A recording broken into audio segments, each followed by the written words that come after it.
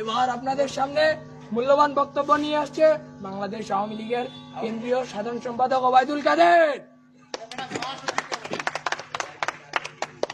আমরা করতালি দিয়ে অভিনন্দন জানাবো।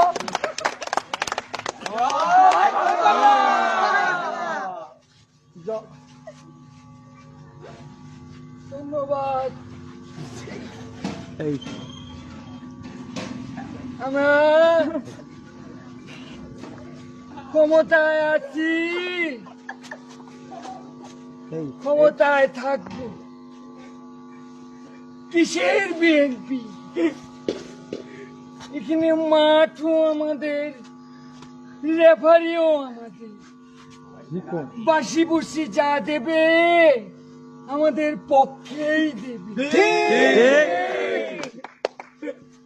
ক্ষমতায় আসি তো, যাইনি তো।